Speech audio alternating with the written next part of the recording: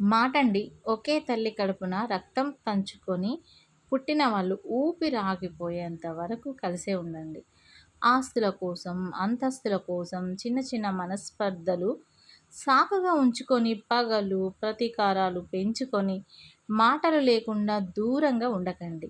ఈ జన్మలో అన్నదమ్ములుగా పుట్టినవారు మరో జన్మలో ఎక్కడ పుడతారో ఎవ్వరికీ తెలీదు.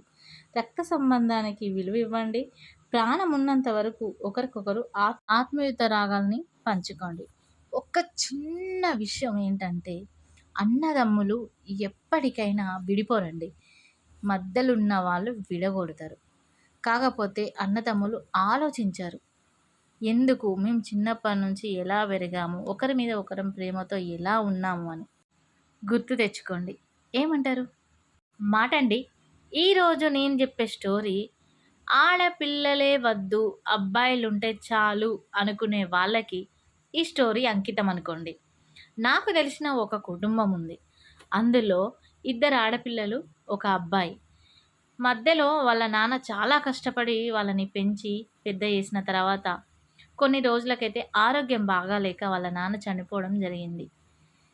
నాన్న చనిపోయిన వెంటనే అన్న తెలిసి తెలియను అంటే అన్నకు పెళ్ళయింది. కానీ అంత మైండ్ మెచ్యూరిటీ లేదు.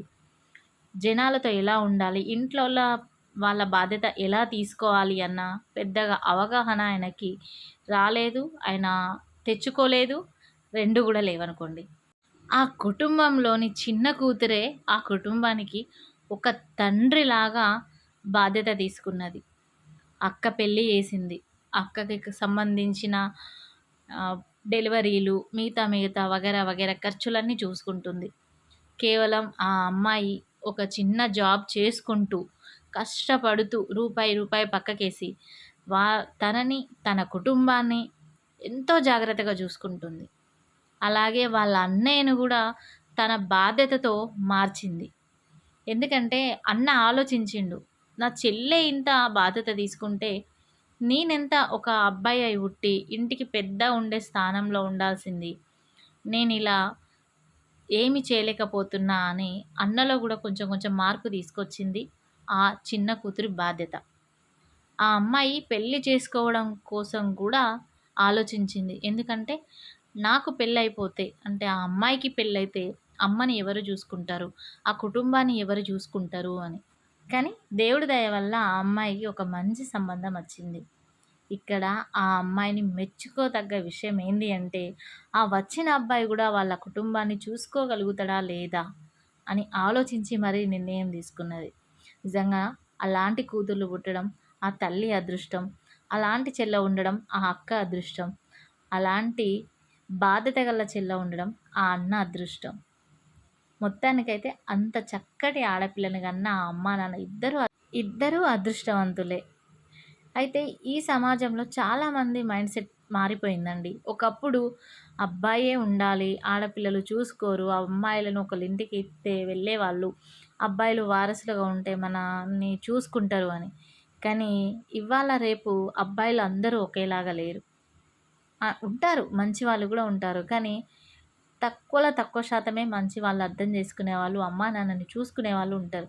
ఎక్కువ శాతం గొడవలు పెట్టుకునేవాళ్ళు, డబ్బుల గురించి, ఆస్తుల గురించి విడిపోయే వాళ్ళే ఎక్కువ ఉంటారు. అలాంటి అబ్బాయిలను కానీ ఏడ్చే కన్నా ఇలాంటి ఒక్క అమ్మాయిని కన్నా కానీ ఆ తల్లిదండ్రుల జీవితం ధన్యమైపోతుంది. ఇలా బాధ్యతగా చూసుకునే ఆడపిల్లలు ఉంటే అటు అత్తగారిళ్ళలో కూడా ఆ కుటుంబాన్ని కూడా అంతే బాధ్యతగా చూసుకుంటారండి. ఇందులో ఇది ఒక ప్లస్ పాయింట్ ఉంది. ఆడపిల్లలు ఎంత బాధ్యతగా కుటుంబాన్ని నడిపిస్తారో అమ్మ వాళ్ళ కుటుంబంలో పుట్టింట్లో, అంత అత్తగారింట్లో కూడా బాధ్యత తీసుకుంటారు. నిజంగా ఈ కుటుంబంలో ఉన్న చిన్న కూతురికైతే నేను హ్యాట్సప్ చెప్పాల్సిందే. మరి నా మాట విన్న మీరందరూ కూడా ఒక హ్యాట్సప్ అయితే చెప్పండి కామెంట్ రూపంలో. ఆ అమ్మాయి ఈ వీడియో విని ఉంటే మాత్రం చాలా సంతోషిస్తుంది. మీరేమంటారు? వీడియో నచ్చితే లైక్ చేయండి, షేర్ చేయండి, కామెంట్ చేయండి, సబ్స్క్రైబ్ చేసుకోండి.